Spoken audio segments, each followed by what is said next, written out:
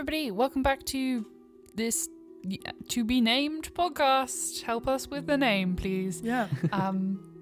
Shrieking Wizard podcast thing. We're here answering your things. Answering those questions that you sent in. I'm Jenny. I'm the Dungeon Master. I'm with Alex. Hi, it's me again. You're Paddy. Yeah. And with Amy. I have a mouthful of pretzel. Professional strem. True to form. This podcast is brought to you by our patrons, Brianna Luke, Brian Vale, Juliana, and Kimberly Grundy, who I imagine at this point are all wondering what they're paying for. Y'all are amazing. Nothing but top quality content. Thank you very much. Thanks. And if you're wondering, I'm still the sound guy. Ollie's the sound guy. He's waving That needs to be a part of this with every his time. with his disappointed eyes. I don't want to wave to no one. But You're okay. waving to us. I'm pulling my socks off with my feet Let's Why? get on with the show. because my feet feel claustrophobic. So, Anonymous on Tumblr asks, other than scheduling, what's the hardest part about making High Hopes episodes? Do you want it All alphabetically or All of it. like the whole thing? I mean, scheduling, that's more of a problem with playing sessions than anything. And running wizards, like doing this kind Yeah. of stuff is more of a scheduling problem. Yeah, because unfortunately, the real world exists. And like the things that have popped up that have caused delays on High Hopes is not necessarily a scheduling problem because, like, you know, for your surgery, for example, there would not be any time where that would be convenient Yeah. to happen. So we wouldn't have been able to schedule around that per se, even if it hadn't, you know, Yeah, exactly. been like soon. Soon. So ominous. Probably, I don't know, there isn't like any one thing that's the hardest because everybody has different bits that they work on, and I think they all take an equal to, you know, similar amount of effort in their own Yeah. regard. So I don't think there's really any. What's the thing that is hardest for you individually then? I think, I don't know, the Do you thing that struggle takes. with anything? I don't know about struggle, but maybe the thing that takes the longest is maybe the storyboard / sketching stage, because they've kind of merged into one now, because that's just sort of like I go through and just board the whole thing, but now using that as like base sketches as well, which in its own way cuts down time because it's not like an extra stage of sketching on top of the storyboard, but it's also like it's an intensive part of the process. Yeah. Like it's all just a large chunk. I was thinking earlier about how we can cut down, because I think it's fair to say that like still a large chunk of the work falls on you. I think I've been thinking a lot about how we can sort of Like divvy it up a bit. cut it out a little bit. I think definitely getting Matt and Beth in on the backgrounds this time is a lifesaver. I think probably I'll just need to, you know, stop putting so much detail into the backgrounds during that sketch stage that I work on and just leave it to them. I Yeah. can just like block out like maybe a building here. Yeah, like yeah. nothing concrete. But I don't know, Amy, do you find any of the parts of the coloring process particularly? It's not necessarily difficult. Like, it wouldn't be difficult if I had a laptop which gave me what I needed. Okay, Like, yeah, equipment is probably the yeah, because my equipment is naff, and making sure the colours are balanced and right takes the longest, and that's probably the most. It's not even difficult, it's just drilling, because it's like, because you have to like check it, like you send it to your phone a bunch. yeah, like, because every my frame. phone has it's colour correct on my phone, so the balance is right.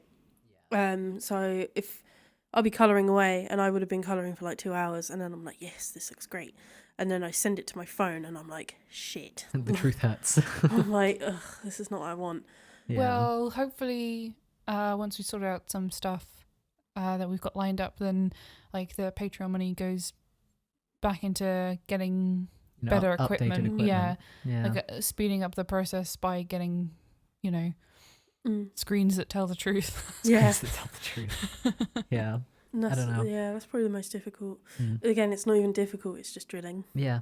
The same can kind of be said for the editing part of the process, because it's like it's not difficult because it's always fun to like move stuff around and see it come together. Do you find it gets a bit repetitive?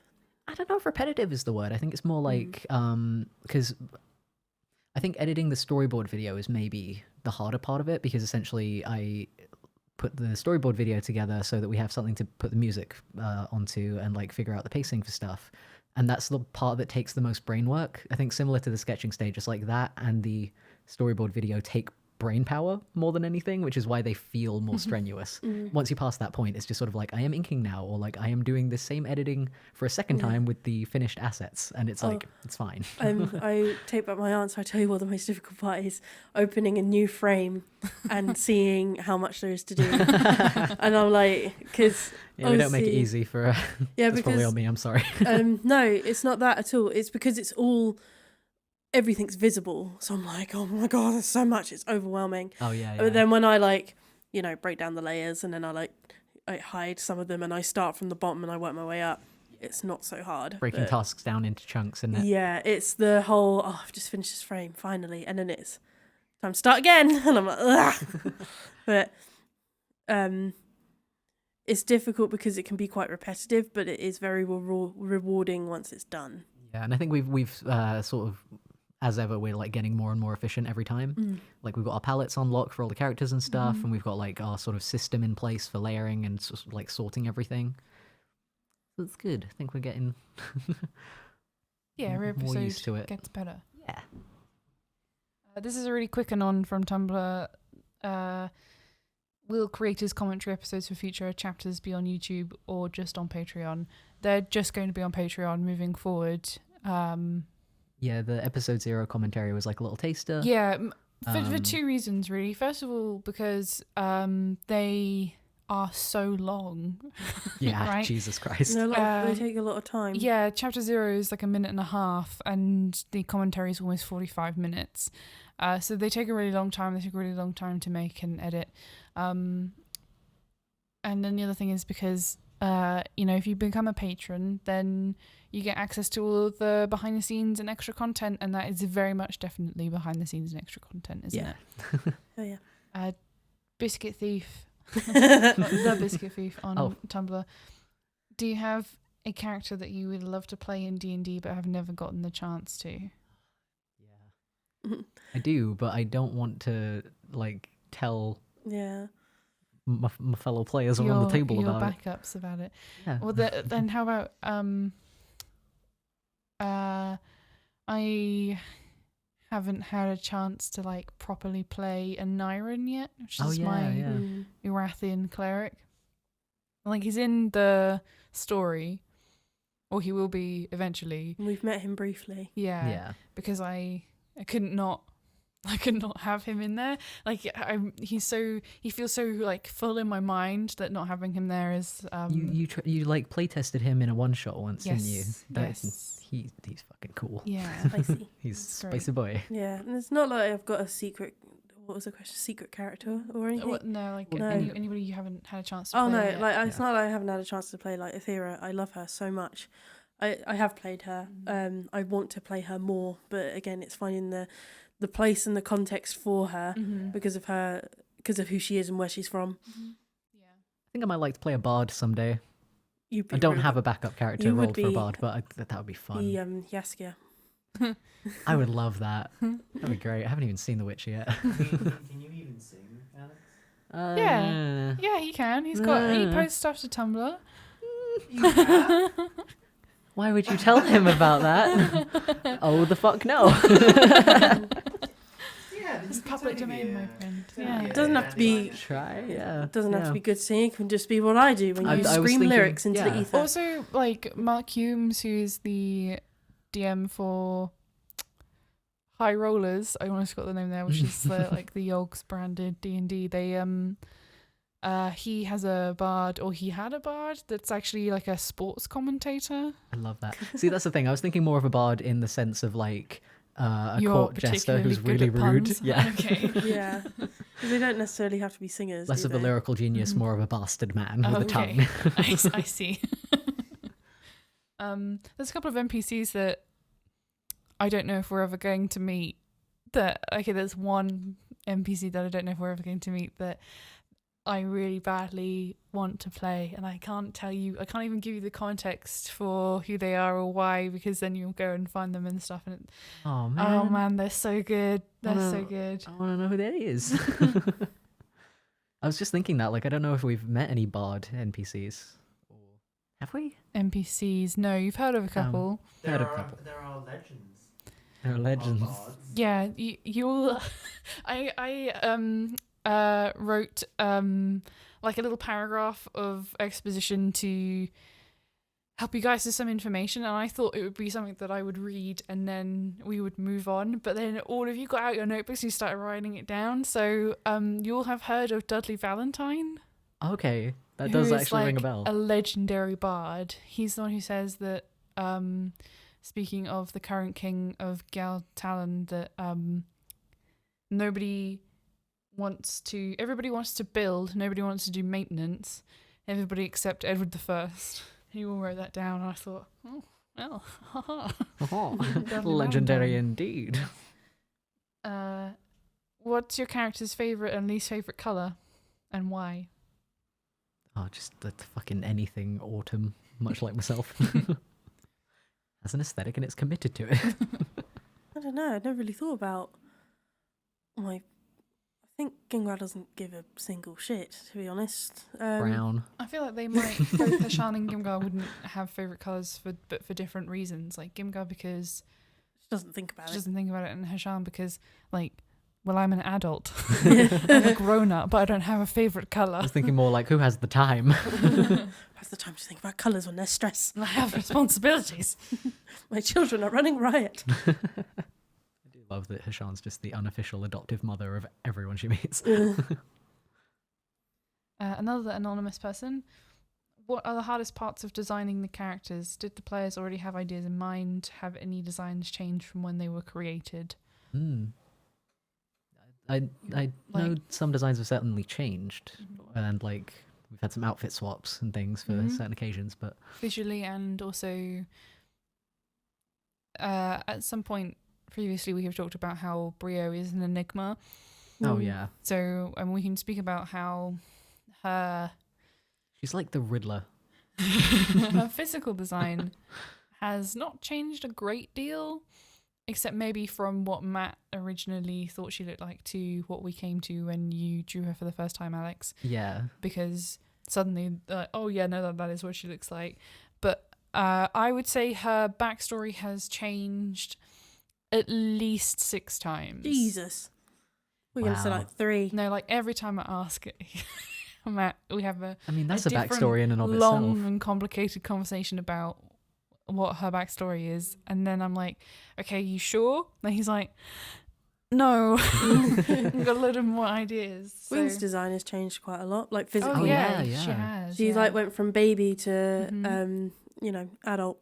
Yeah, she grew up. She used to have like buns, didn't she? Like She had like hairstyle. short. Oh, little fun buns. She had like yeah. short little hair, short little hairs. Wow. hair. She had like short hair, That's twice the amount of short. and it's just like it was like messy, like like teenager.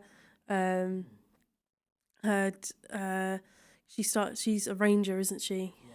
She started off with like her ranger gear, and then She's got a couple of levels of rogue now. yeah, and then like later on she like grew up and she got like long plaited hair. She's got her shit together. She's got pets now. So I don't think we can ever stress enough how fucking cool Gwing is. Yeah, she's Rook's full-time carer. Horticulture Dreamland on Tumblr asks, how are you guys coping with the popularity of High Hopes Low Rolls? With the popularity that High Hopes Low Rolls has gathered in the last year, I imagine it could be quite overwhelming. Yeah, I don't know if overwhelming is the word. It's just I surreal. really It's like don't- it doesn't register. Yeah, it doesn't feel real. doesn't feel particularly real. Also, I don't feel, it's not like we're Taco from TV. Do you know what I mean? Like, it's not like we're the Adventure Zone or Yeah.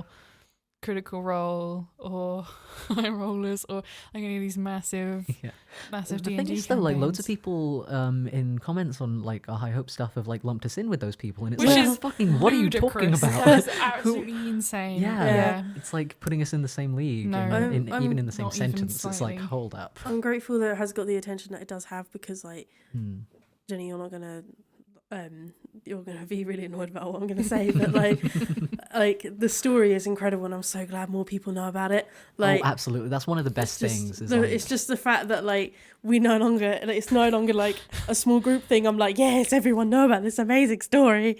Like, well, the reason I think it's so amazing is because it's made me feel so many different emotions through the game, and I think that's the most important thing. It's not just like your typical like D&D campaign where you just go and fight a boss and whatever. There's actual story, there's emotion, and there's like attachment to the characters, and like they're like High Hopes are like our other friendship group that we get to go hang out with every now and then, and you know, every time that we're like, the whole time we're not playing them, I miss them so much. Like it's crazy. It's really nice as well, like jumping off of that, like what you were saying about how it's so nice that people know about this story now, because like from my perspective on a personal level, it's like so nice to be able to make this thing with you guys, Yeah, exactly. and be like, look at how fucking cool and talented my friends are. Yeah, because They like do such good stuff. because we're not just like you know, a bunch of people making a thing. We're really close friends. Like, Yeah. well, we're essentially family at this point now. Like, you know, and we're making this thing that we love with the people we love, and that's what makes it so special. Every time I think about it, it just makes my heart swell. It's so, and because I'm a sap, I'm like, yeah, it's time to cry now because I love my friends a lot, you know, and that's the vibe. So it's just, it's really like surreal to have so many people who watch it just be like, hey, we love this thing too. Like, it's really cool. It's just nice seeing the appreciation that we have for it coming from other people. It was really nice as well when we went to Comic-Con recently, or like last time London Comic-Con rolled around, because we met a bunch of people there who were like, hey, we love High Hopes, and that was so sweet. Like, It was really cool. That was very they strange. were the coolest people. I'm like, wow, you people are actually real.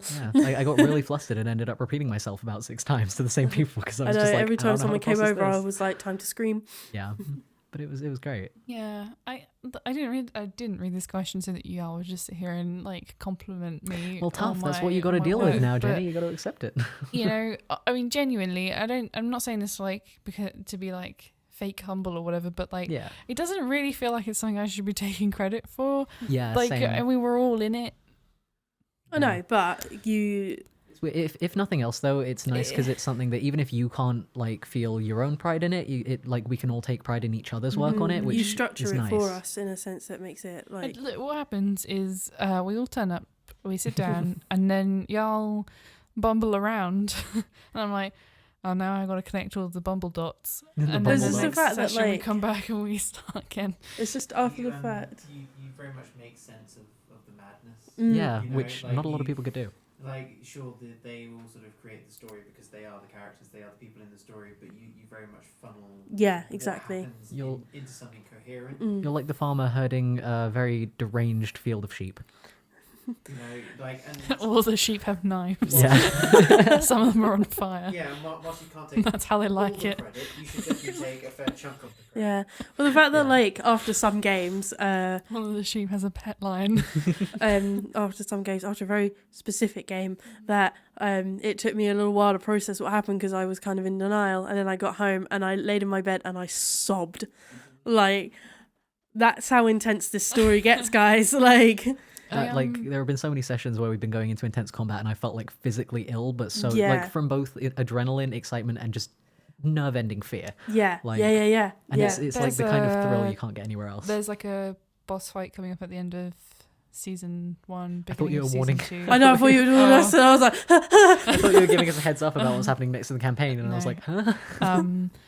That like I know that you guys were afraid of it because like up until the point where I sat down, I had to start thinking about, you know, roll the initiative account for all of these individual components, and like the 2 people sat either side of me who were helping me out, like until up until the second where I had to start like engaging the, you know, like the mechanics brain, I felt like I was going to throw up. yeah.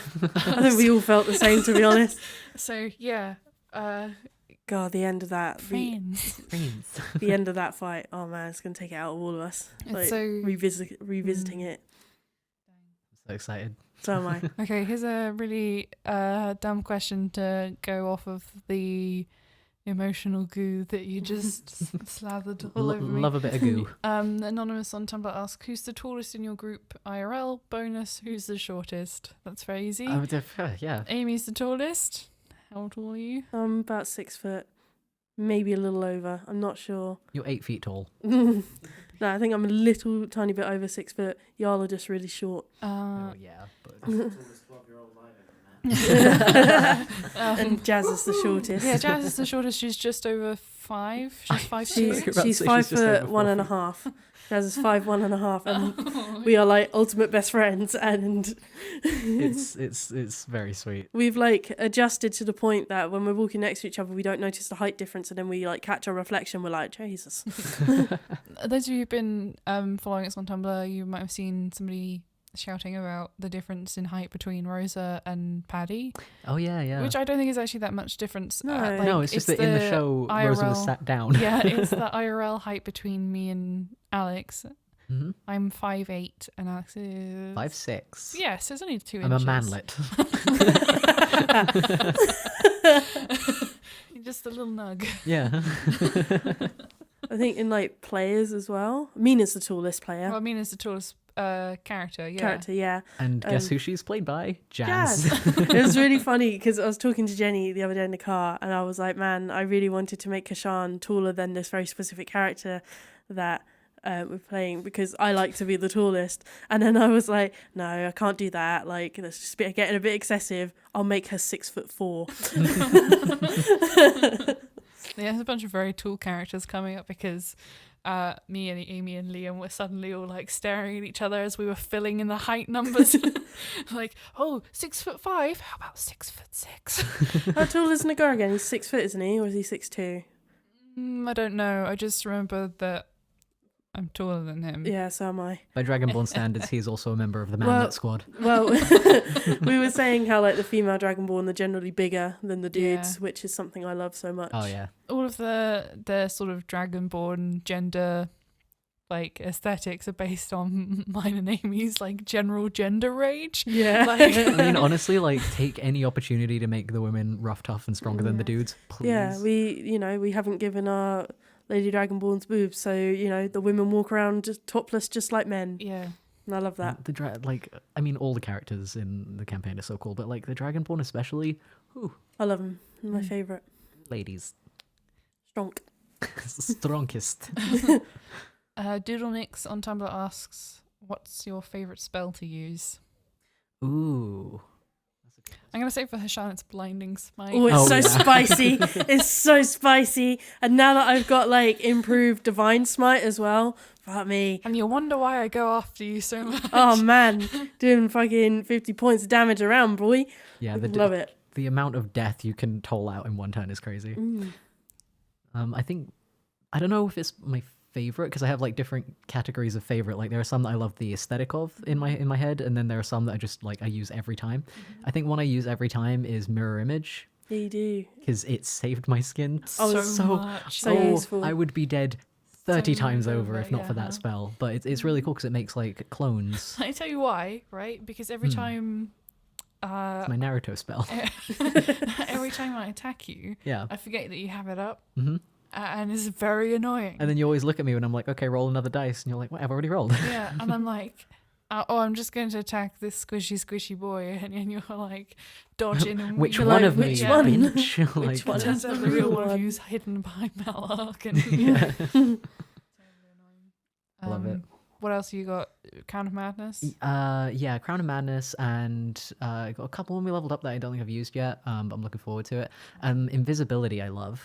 I think anything illusionary, I really love. I don't know how well I'm going to be able to translate some of the spell aesthetics in my head into the show, but I really want to do them justice because, like, I imagine kind of like, because Paddy's very autumnal, I kind of imagine some of them having like a campfire kind of like burnt edges kind of effect, like as they sort of shift into view, and I love that image. We were talking about like aesthetic with our magic, weren't we? Yeah, yeah. Hashaan's is very It's draconic. It's got like shiny. yeah, because hers is derived from her deity, so like when she does Zone of Truth, it's like a small little dragon like claws its way out of her magic symbol, and then it runs in circles around.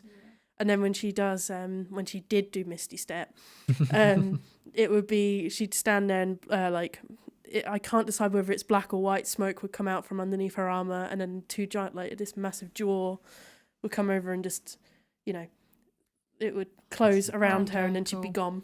Yeah, Love that. I really like the immolate aesthetic where Rosa is a sorcerer, and at the point she gets immolate, and she's a draconic sorcerer, so summons like a massive flaming dragon's head that closes its jaws around whatever it's she's casting, because I think that's the spell that if it reduces you to 0 hit points, it turns you to ash. Yeah. And Rook's magic is green lightning, isn't it? Well, I really like not necessarily lightning. It depends on what the spell is, but like his green in color. Yeah. Mm-hmm. I really like the concept of everybody's, or like each character's sort of spell having its own personal color. Mm-hmm. Yeah. I think that's as a really opposed good way of to it being distinguishing like stuff. a class thing, it's a personal thing. I think. Or like having each spell be its own color, that would just get so muddled. I think it's a lot more personal if it's. Gimgar's magic, in a sense, if she ever uses it. Isn't hers like purple? Yeah, but I was just thinking like maybe because her culture's very, heavily like they use tattoos a lot. They've got making it all inky or something. Something like that. Like whatever spell she uses, like the tattoos come up on her skin, like mostly on her face probably, or anything like that. Does Gimgar know Misty Step or one of those? No, she doesn't know a lot of magic. Hers is more like combat magic. Yeah. I was just imagining if she ever used Misty Step, if it was like, when you drop like a thing of ink into liquid and it goes like... Oh, like the... They do that in Harry Potter, don't they? Oh, the apparate kind of thing. Yeah. Yeah. We love spell effects in this house, if you couldn't tell. Okay, another anonymous person asks, if one of the PCs die, how likely is it that they can be resurrected? Is that kind of magic or artifacts common in your world, or do most prefer to make new characters instead? Well, it depends. Well, we've all spoke about what our characters want to happen if they died, so we all know what we want to happen. Hashaan can resurrect people, but obviously if she dies, it's going to be a little bit more complicated. Well, Ava has... reincarnate, which is so risky. Hashaan would do it, but if she came back as anything besides a dragonborn, she wouldn't be happy about it. It's so difficult because it's like obviously you can roll the dice and see what race they come back as, and then you can decide whether you come back whether you want to. Yeah. So I'm gonna lose my shit because can you imagine if Hashaan came back as a gnome? I'd be so annoyed. I'd be so annoyed. I love it so much. It's very interesting. It's something that I would like to explore, is like the idea of this is like the thing that they didn't do very well in Ghost in the Shell, like in the live action with the what's her face. Yeah. Right, where like they're like, oh, but it's okay because like the spirit of a Japanese woman is inside this white woman or something, like, and the movie didn't really talk about that, and like the massive like dysphoria that must be going on at all times. And like if Hashaan comes back as a gnome, right, then there's like loads of stuff she has to like think about, right, like about she doesn't have her breath weapon anymore. Yeah, she's not big anymore. She's really small. She has to look at the world from a different height. Like, and then also like I really hate the way that I am right now. Yeah, is that because I hate gnomes, or is that because I just is that racism on my behalf, or like am I like just? Well, we were talking about because the Dragonborn in our game are very proud people, and they are very proud of who they are. Yes, and to the point of stubbornness. Oh yes. Yeah, like they would refuse to come back from the dead if they not back in their original body.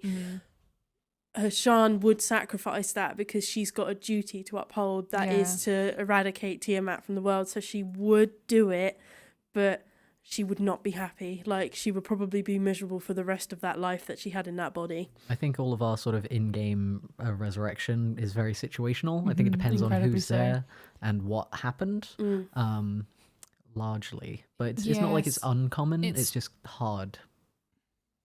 Zada is also a cleric, so...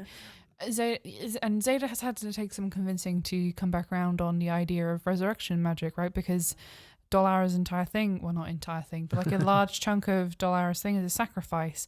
And so for a long time, Zada's perspective was, and she made this very clear when she joined the party, that if you fall in service of this greater good, then I'm not going to bring you back because this is your sacrifice. This you played your part. Which is a very interesting Which is road super to take. interesting. I love that. Yeah, and But it it was took also like, Katie, please. there was a lot of conversation, a lot of thinking and stuff for her to like sort of bring her around on like.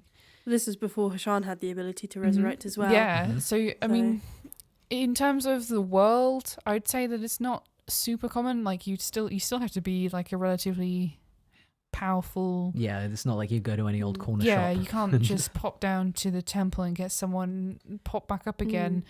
That's the thing also in this world. A lot of the clerics of very specific deities are getting wiped out. So it's becoming very difficult. So, death is something we really have to think about and be careful with, like. Which adds an extra layer of fear to every session. Oh, which yeah, is quite absolutely. fun. Because if Hashaan did die, where's she going to go? Because she's a paladin of Bahamut.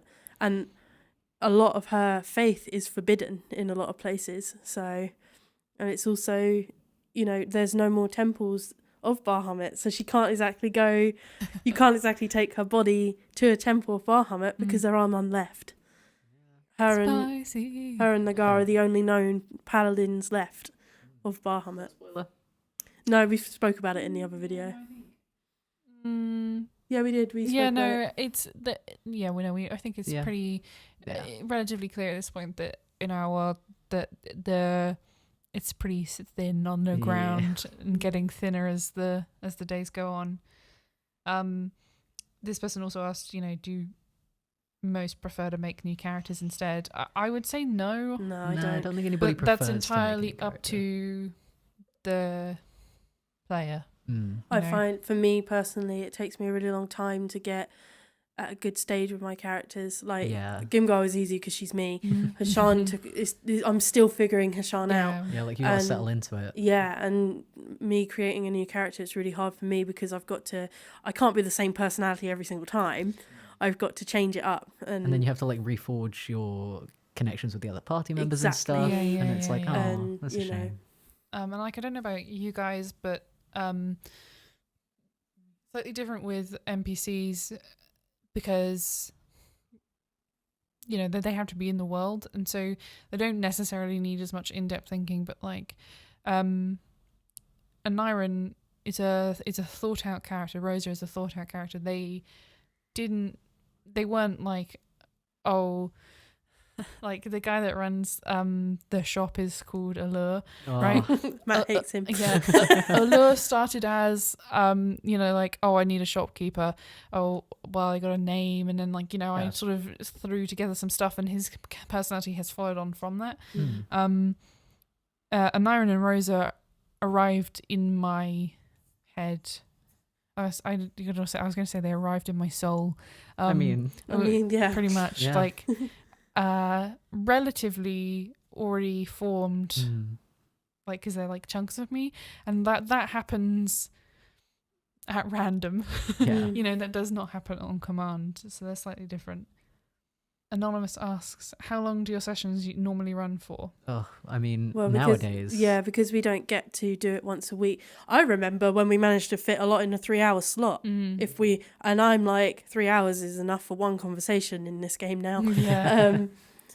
And we go from dawn till dusk, and if we're staying the night, we will go. We'll carry on until 1 a.m. and then we'll go to bed, and then we'll wake up and play for another 6 hours the next day. But that's because we don't get to play every month. Yeah, we got to get our fix, like make up for a lot of lost time in one weekend. So we tend to go all in. But even when we were doing once a week, it got to a point where we were like, we don't want to play at uni anymore because we have to be out by 7. So we're gonna go to. We would like swap the student houses around, and we'd get back to the house at 5 o'clock, and then we'd start playing at 5:30, and then we wouldn't finish until 11. Getting like the last train home. Yeah, That's you great. like would get on the last train home, like rush you to the train station. Go boy, go! Just fall out of Matt's car, like bleh. Thanks for listening, guys. That's it. That's all of the questions that we have. For now. I thought you were just going to be like, okay, that's it, bye. If you have any more questions, then please make sure that you leave them in, the comments to this video. find an Instagram post, leave a comment there, comment on Patreon, Various social avenues. Twitter at us, tweet us. Yeah. We're everywhere. You could yeet a question into the void, and I'm sure it'll make its way to us. Attach it to a very determined pigeon. We Yes. will find it.